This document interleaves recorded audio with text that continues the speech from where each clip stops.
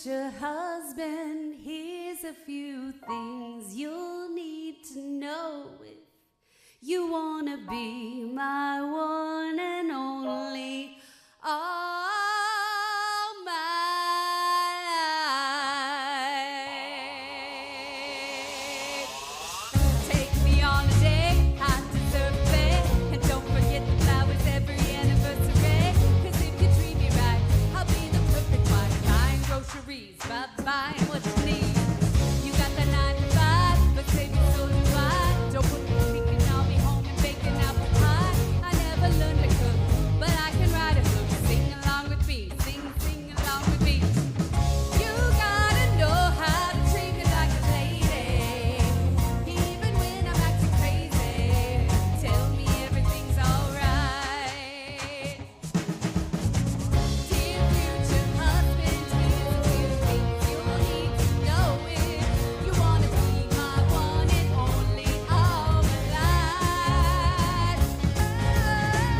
Dear future husband, if you wanna get that special loving, tell me I'm beautiful each and every night.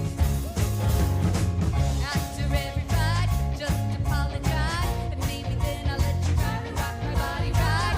Even if I was wrong, you know I'm never wrong. Why disagree? Why disagree? You know I've got to treat me like a lady, even when I'm acting crazy. Tell me everything's alright. Dear future husband, here's a few things you'll need to know if you wanna be my one and only all my life.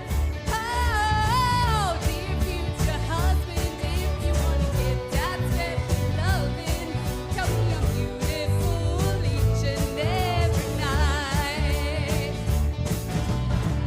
I'll be sleeping on the left side of the bed. Open doors for me and you may get some kisses. Don't have a dirty mind, just be a classy guy. Buy me a ring, buy me a ring. You gotta know how to treat me like a lady, even when I'm acting crazy. Tell me everything's alright. Dear future husband, here's a few things you'll need to know if you wanna be my one and only all my life. Oh, dear future husband, if you wanna get that special loving, tell me I'm beautiful each and every night. Your husband better love me right. How fun is that? A little Megan Trainor to get us started, because that's what we're talking about. We're talking about the future you. Whether that's the future you as a husband or a wife, or the future you as a friend or leader. You probably have some ideas of what you want the future you to look like, and today we're going to talk about how to get there. So stick around. Hey, my name's Macy, and we're so excited you're tuning in with us today. And before we do anything else, we would love to hear from you. And the best way to do that is to scan the QR code or fill out the form next to the stream and take a moment to tell us about yourself. And if it's your first time with us, you'll have a gift in the mail coming your way just for joining us today. Now, as you're filling that out, there's a lot going on around here and some really cool ways to connect over these next couple of weeks. First, if you're new or newer to Crosspoint and you're wondering what makes this place go and have questions about some of the craziness around here, I'd like to invite you to join us for a 1-hour session called Explore Crosspoint on Sunday, May 7th, right here at the Crosspoint campus. And we'll answer your questions and share about how you can get connected around this place when you're ready. Simply scan the QR code to register. Second, as part of the Future You series, we're excited to invite you to a 2-week Discover Your Strengths workshop where you'll have the chance to discover and leverage the unique strengths that God has wired into you, and how these can bring enormous value to your relationships, your workspaces, and routines, pretty much your whole life.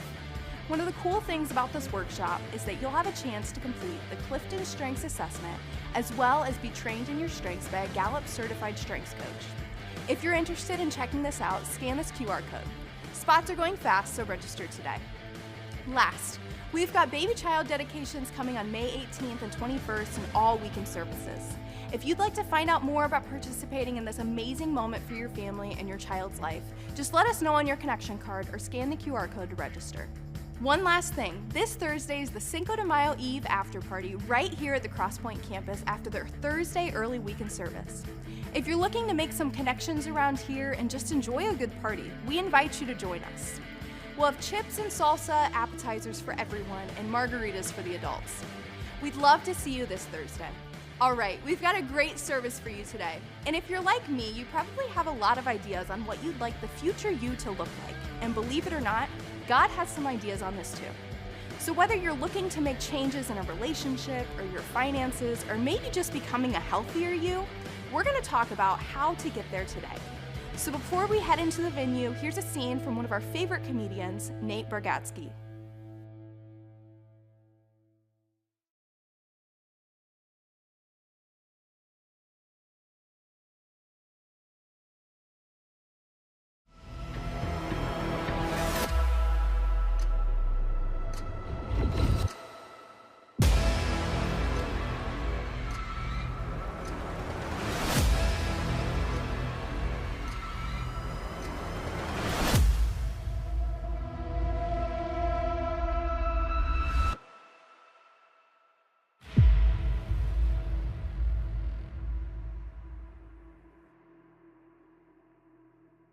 Oh man, how many of us can like relate to Nate right there? I mean, you're like at some point, you're like the working out part. I mean, yeah, let me hear you.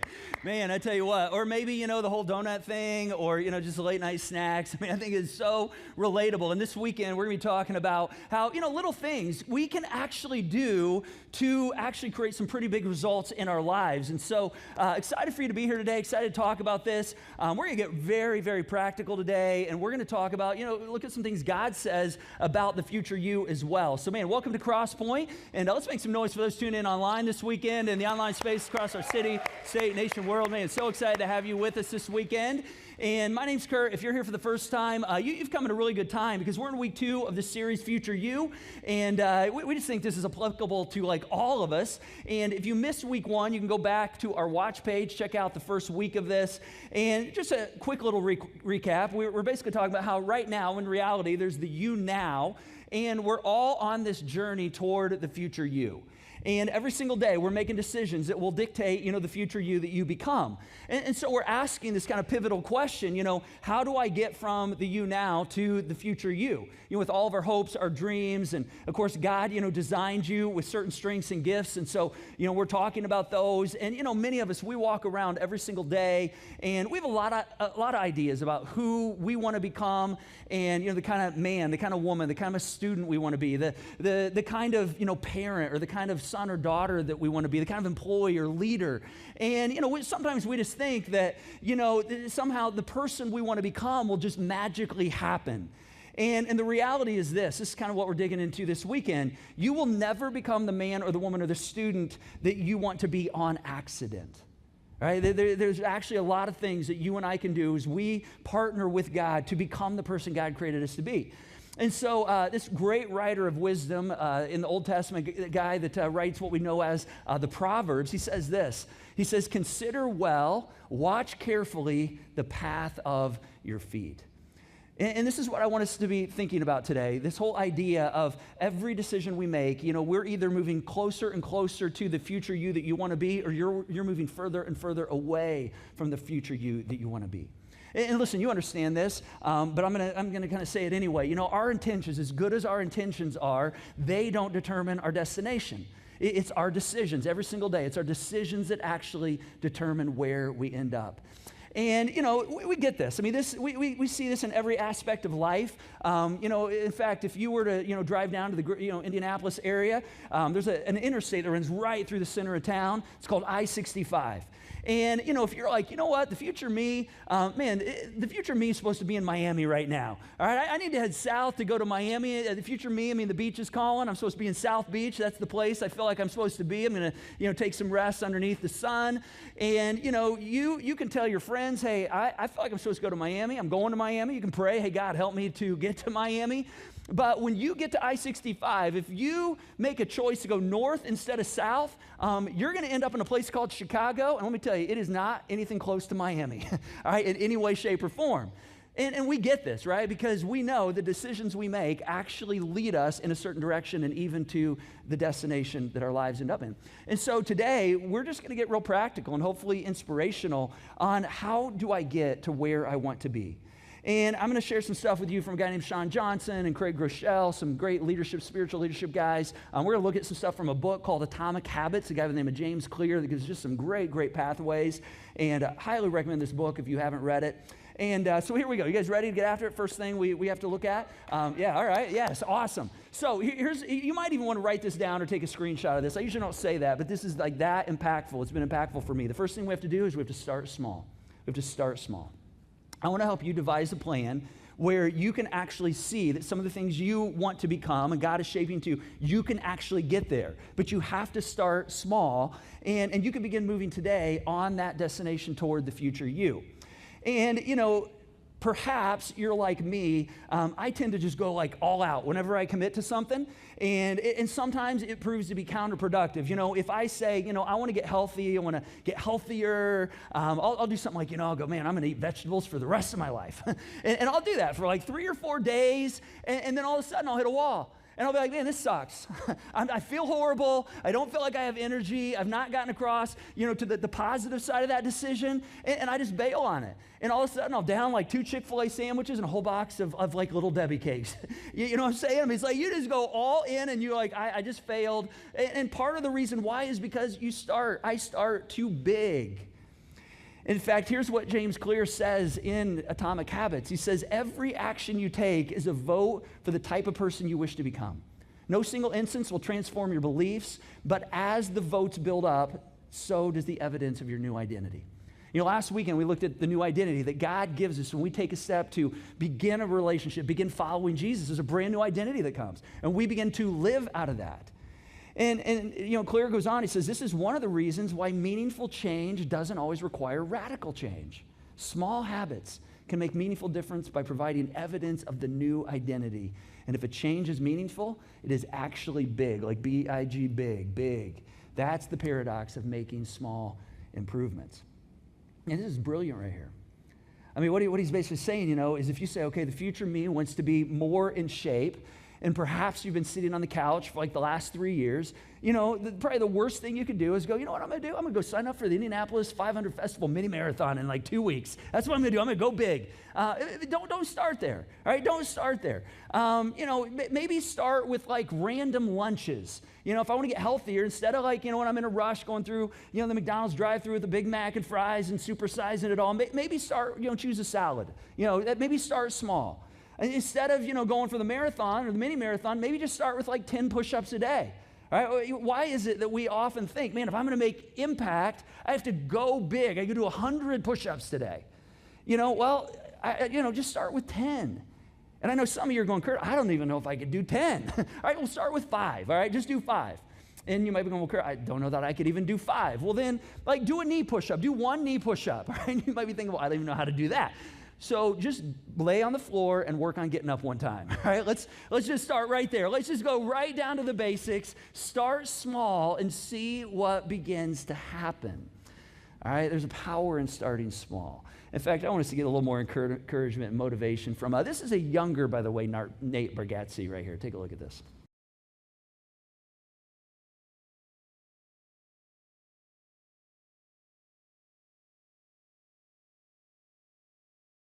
You guys not enjoy Nate? Come on. I mean, he is, I think it's like so real, right? We're like, we can all get that.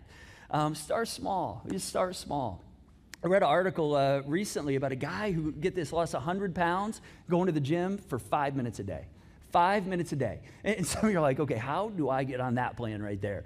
Well, here's kind of how it happened. He was talking to his therapist, and his therapist said to him, hey, I know you want to get healthier. I know you want to lose weight.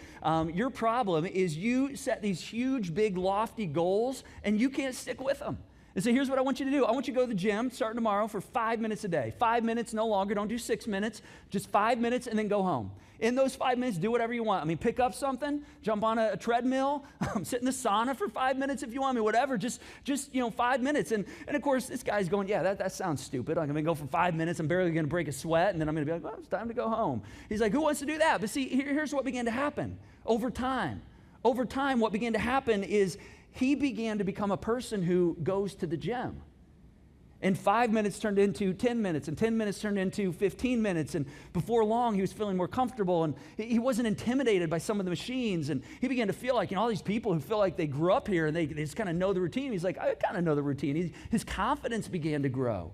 And he got over his pride. And all of a sudden, he's like, yeah, I'm doing this. And all of a sudden, those small little steps, 5 minutes over time with compound interest, all of a sudden, that became like a massive change. That's 100 pounds. Because see, small decisions actually have the ability to create some pretty big impact. One of my hopes, for this series is that some of us might be going, gosh, I at the top of my list is I just want to get closer to God. I want to get closer to God. I want to wake up every single day with the confidence that God is with me and that, regardless of what I face, He sees me, He hears me, He knows what I'm going through. I want to have that kind of confidence. I want to help other people see that that's the kind of God that I have the chance to connect with. I want to help other people experience Him. And if that's where you are, I just say the same thing, start small. So many times we say, well, man, if I want to grow, I gotta do something big. I gotta, read the Bible in a year. Get on a read the Bible in a year plan, where I'm reading 2 or 3 chapters out of, the Old Testament and Genesis, and then I'm reading a Psalm and a proverb, and, I just got to do it all. And you could do that, but it's like when you do that, you might, if you start in Genesis, you might be entertained because you got naked people running around the garden, and then you got brothers trying to kill each other, and then you got, some other brothers trying to kill their youngest brother. It's like TV drama made live, right in the first book of the Old Testament. And then when you get to Exodus, you might go through that because that's the whole Charlton Heston, let my people go, moment. And so that's got some cool moments. But you get to the third book, man, it's like Leviticus, and it's kill me now. All right, it's all the Old Testament laws, and you're none of this even pertains, doesn't pertain to us today. And you might get a few days in, or even a month, and then you miss a day, and you just want to bag it. You're just I'm out. How many of us, and you don't have to raise your hand, but how many of us have ever started a reading plan?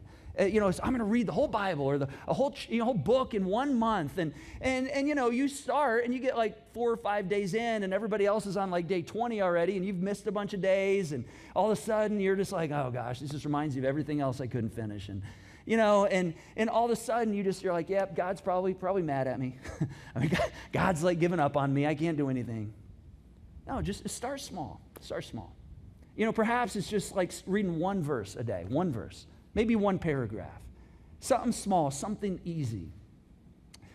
Back when I did student ministry, working with students 7th through 12th grade in the early part of my ministry, we had this fantastic Bible we'd give students. We gave every student one. It's called the 1 Minute Bible for Students. It's fantastic. It's still available. If you want it for one of your kids, or you might even want to try it out, you can scan that. It'll take you to where you can purchase it.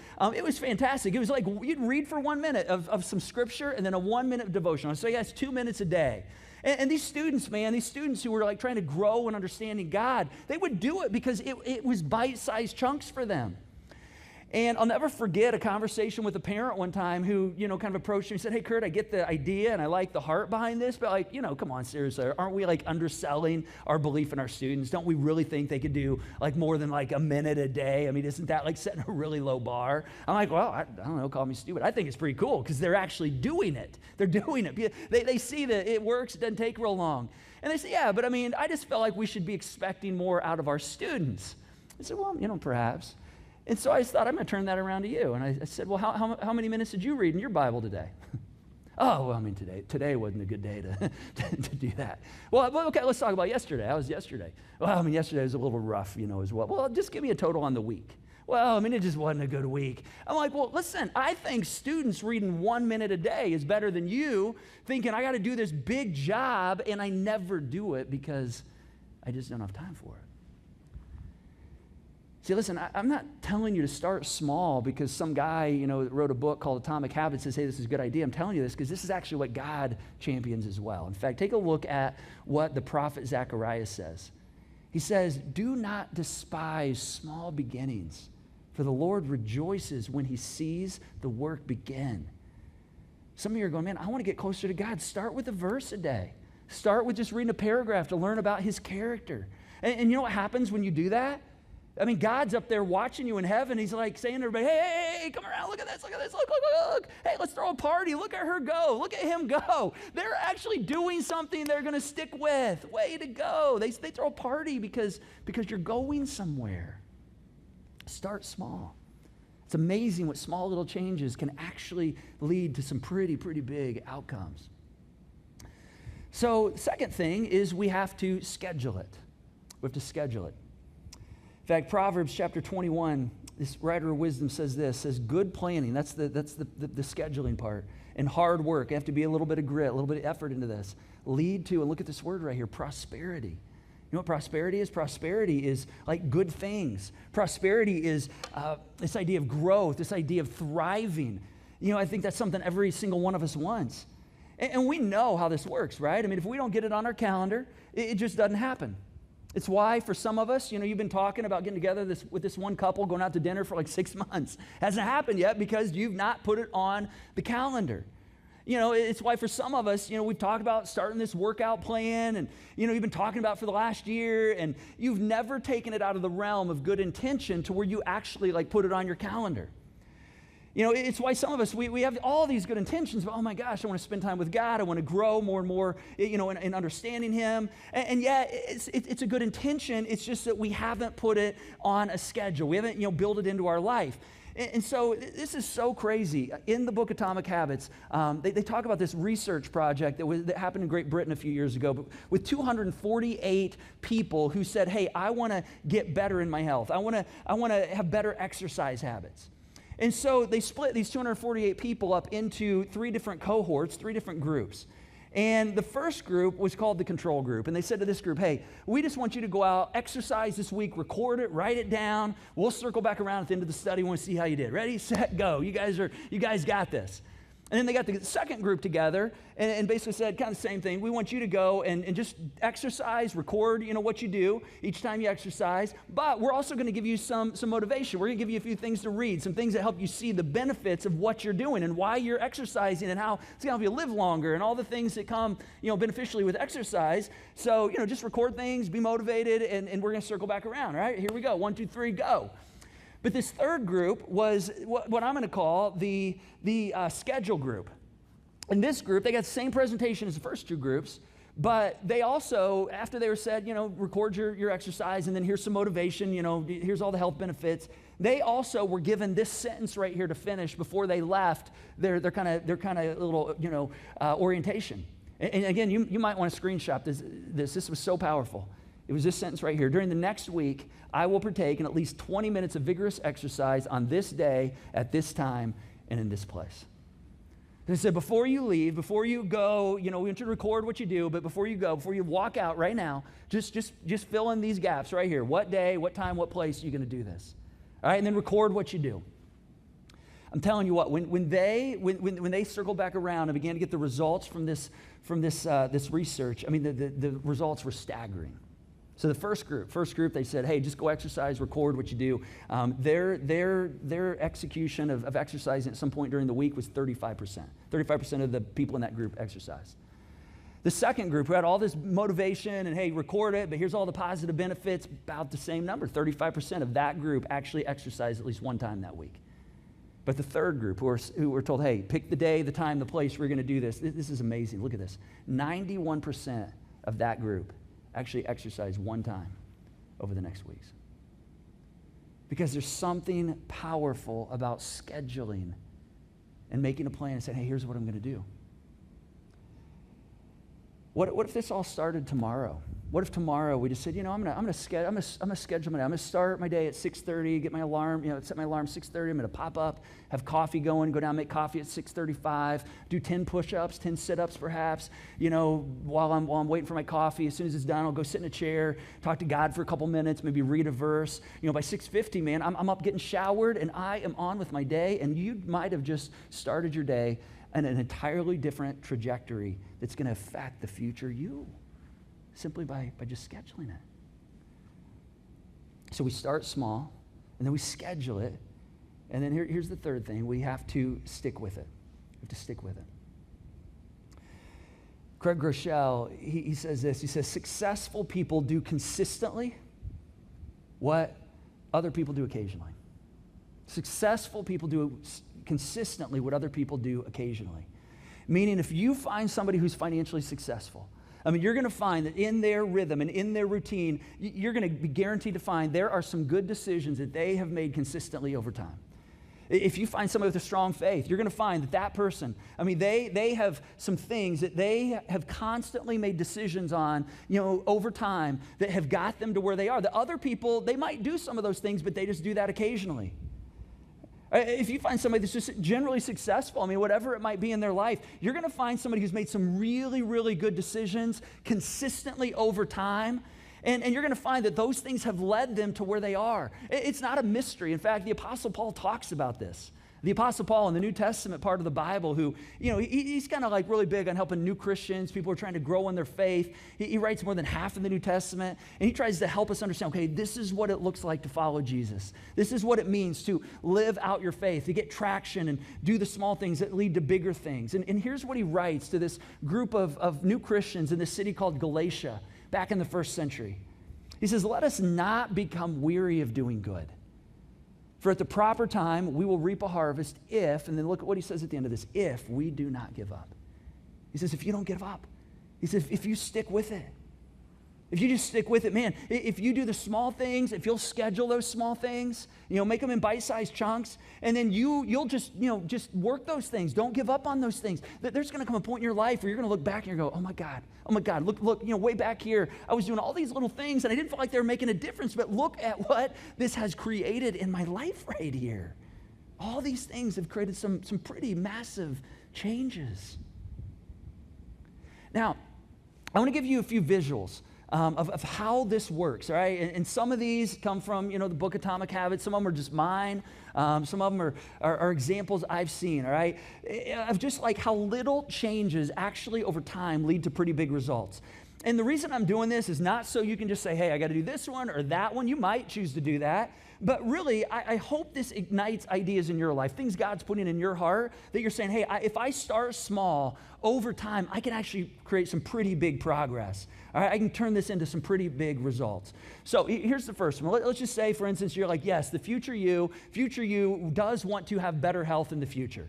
All right, I want to get healthier. I want to be around for a long time. I want to be around for my family. I want to live for a while. I want to, bless my family. And so I'm going to do that thing. I'm going to do 10 push-ups a day. I'm going to do 10 sit-ups a day.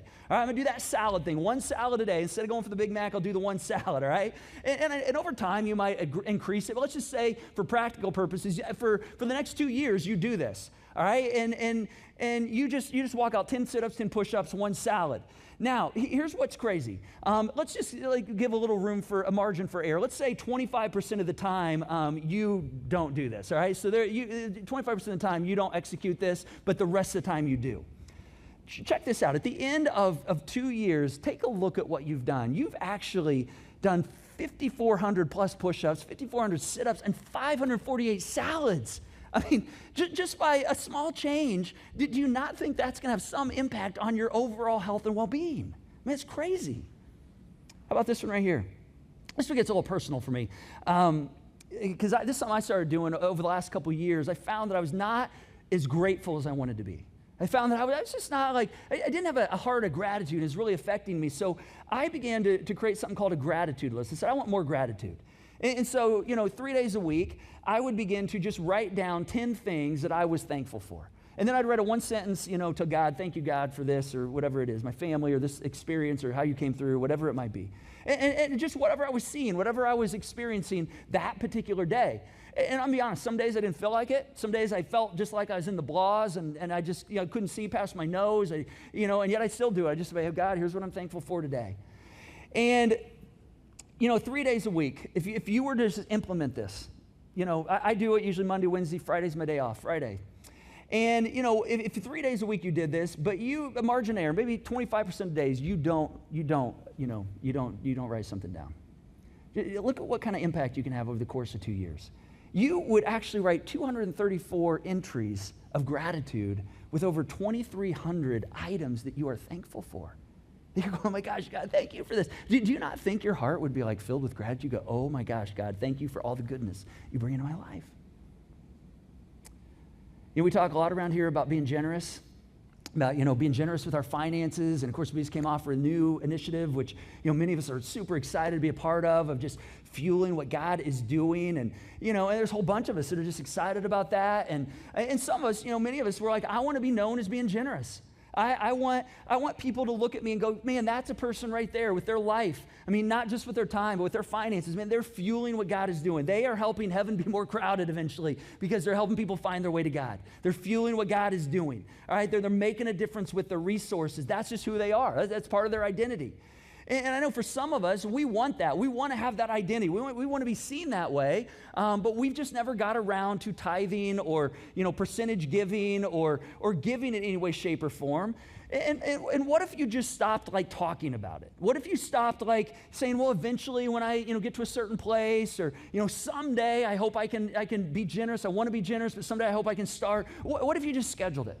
What if you just went to the CrossPoint website, to the Give button or the CrossPoint app and hit give and said, I'm going to, the next paycheck that I have coming in, I'm just going to begin tithing. 10%, God says 10%, I'm just going to give that, return that to God, and I'm going to automate it. And I'm going to do that, and for a couple months, you might go, I just don't know if it's doing much for me, but I feel good about the fact that I'm being generous with God, but you may not even feel it financially, I don't know.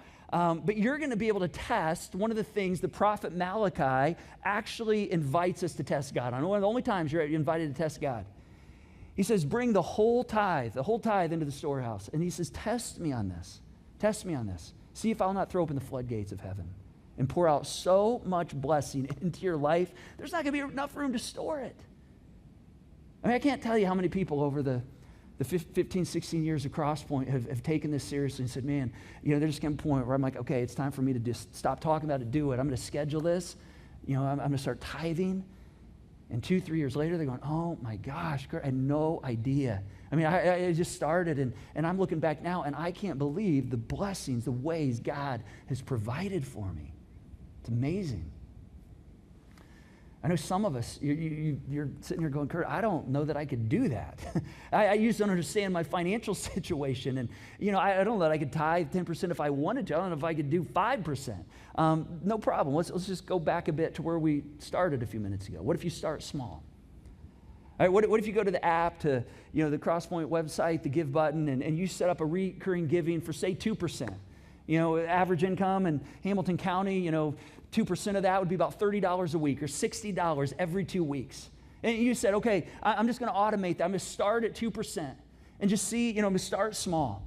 And you know what's going to happen over those 2 years? You're going to have over 50 times. You're going to go, oh my gosh, I'm building into the kingdom. And look at what that's going to total. You might go, man, I don't know if I'm making a difference. I don't know if it's doing anything. You're going to give over $3,000 into fueling, helping people find their way to God, helping heaven be more crowded when we all eventually get there, all because you started small. And no longer are you going, man, I hope one day I can be generous. I hope I can be known as somebody who's generous. No, you just took the step to start it. You are now. That's your identity. See, when we start small, it begins to change things. Let's talk about relationships for just a moment. If you're married, you probably have said at some point, man, I want to be a better spouse, better husband, better wife. I want a better marriage. I don't even know where to start, but that's what I want. And let me get real personal on this. What if I prayed for my wife, Julie, every single morning for 2 minutes? Just 2 minutes. Hey, God, I know, what's going on. Julie's, facing today, some of the decisions she's making, the people she's, trying to coach, work with. Just guide her in that. God, will you help her as she's trying to be a great mom and a working mom to be able to balance that tension? I know there's a lot of tension in that. God, her hopes, her dreams, the things she's trying to work toward. Will you just just kind of help encourage her in this today?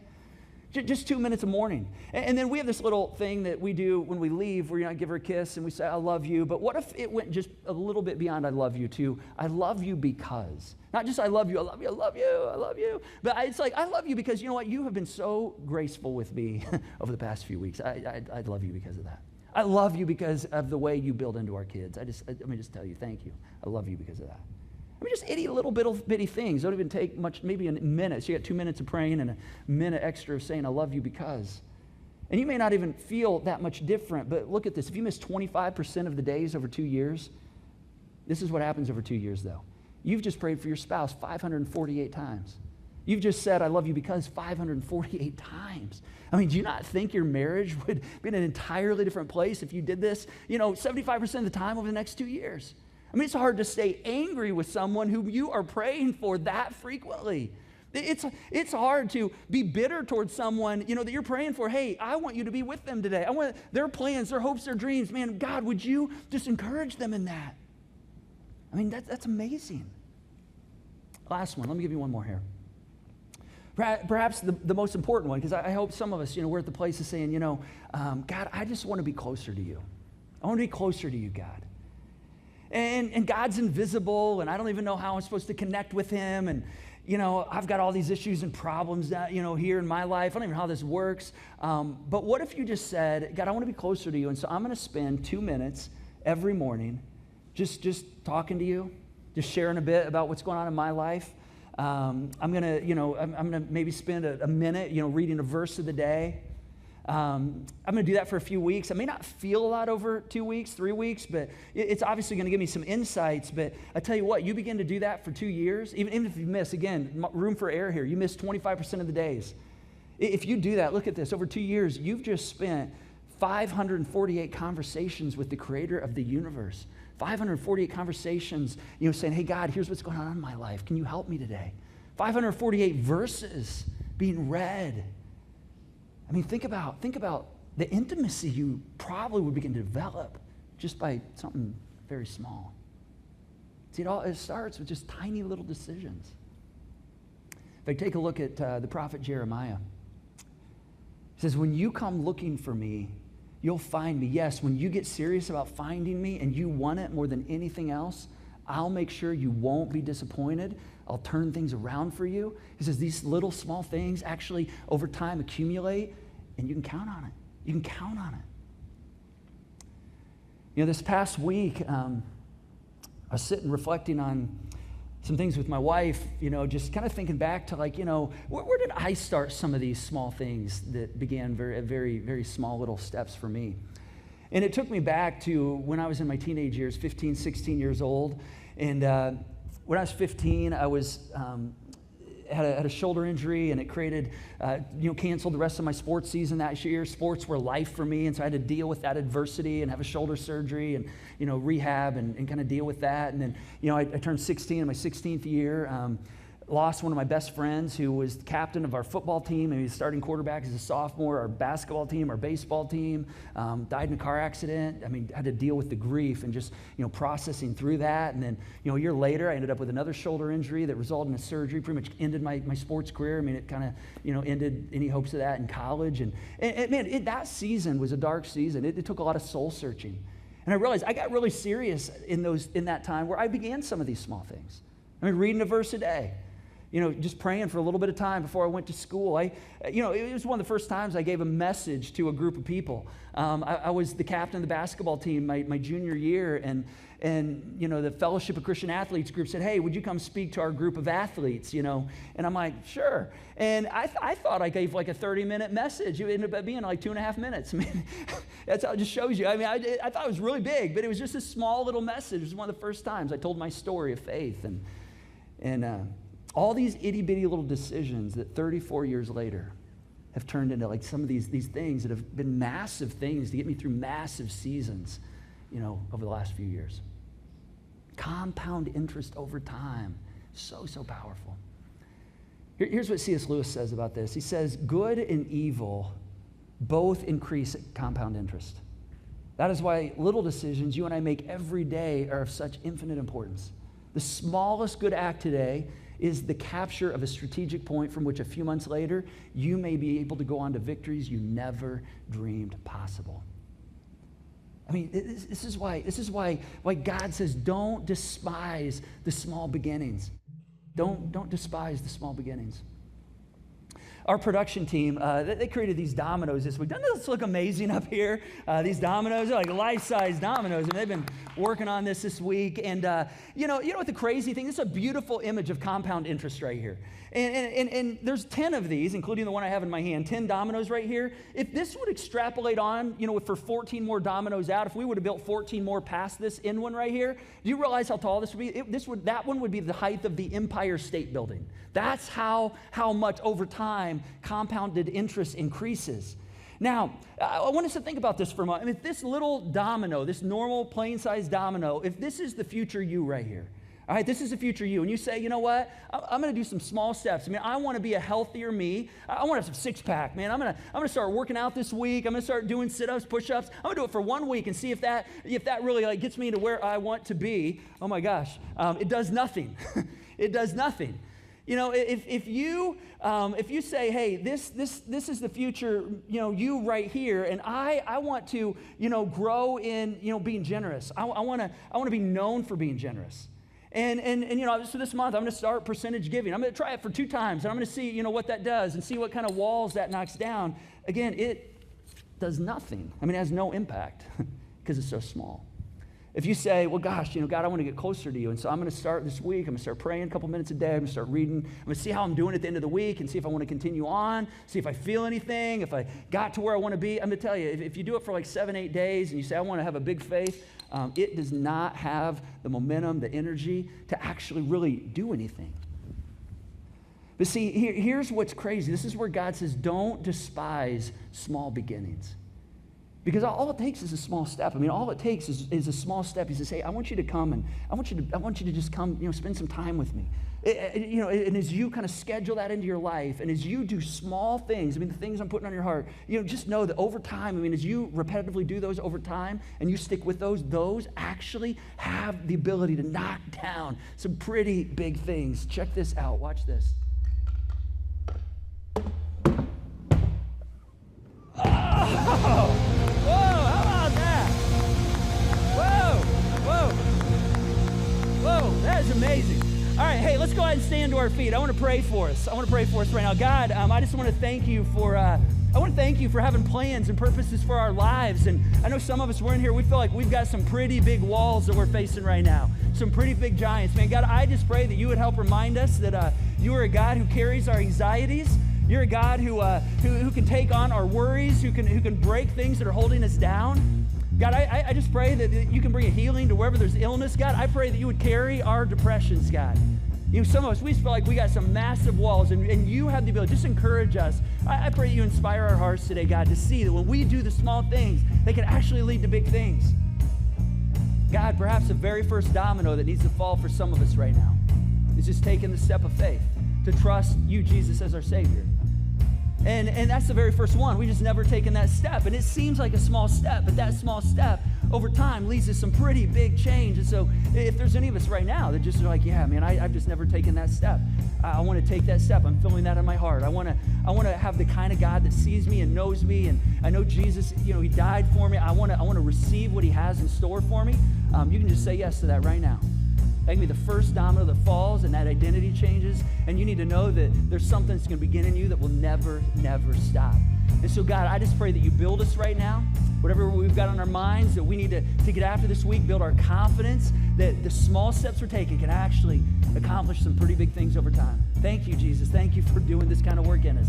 We pray these things in your character. Amen.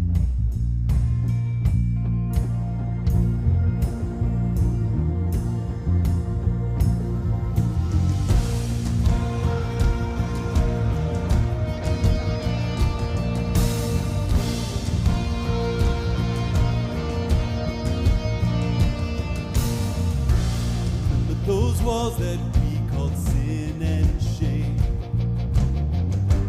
They were like prisons that we couldn't escape.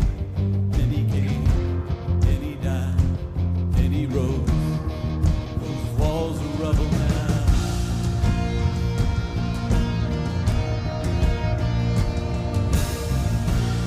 But those giants we called death and grave,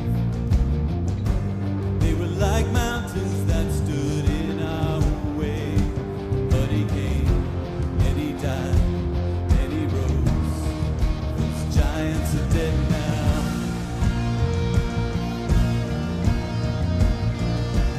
This is our God, this is who he is. He loves us. This is our God, this is what he does. He saves us. He bore the cross, beat the grave. Let heaven and earth proclaim. This is our God, King Jesus.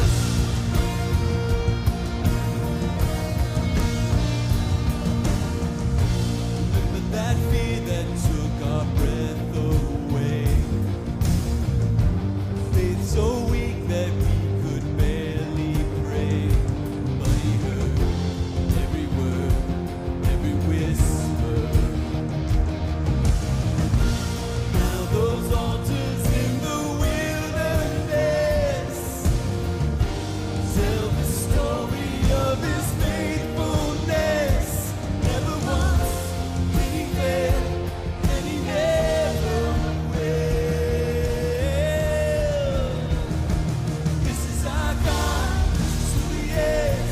He loves us. This is our God, this is what he does. He saves us. He bore the cross, beat the grave. Let heaven and earth proclaim. This is our God, King Jesus. Who pulled me out of that pit? He did, he did. Who paid for all of our sin? Nobody but Jesus. Who pulled me out of that pit? He did, he did. Who paid for all of our sin? Nobody but Jesus.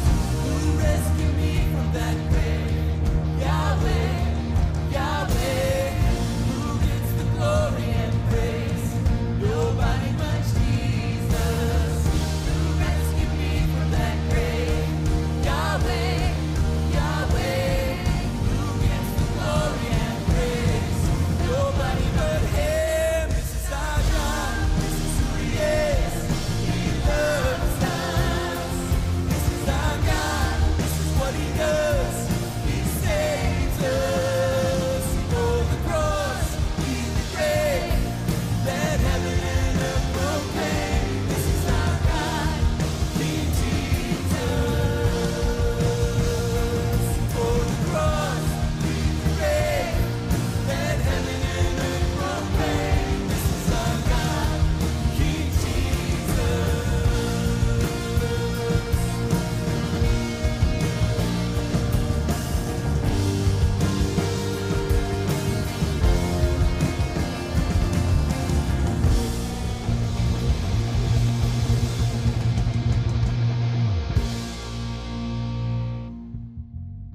Hey, if you made the choice to take advantage of the grace Jesus brings us by taking a step to trust Jesus as your Savior and leader, we'd love to celebrate that with you, so let us know on your connection card.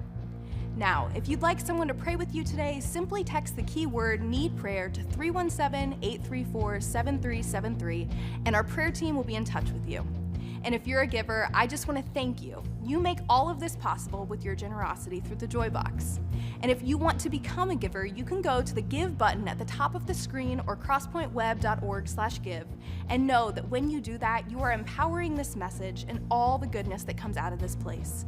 And you're investing in making heaven more crowded. That's pretty cool.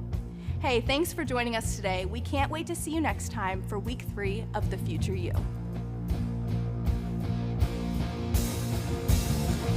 This is our God.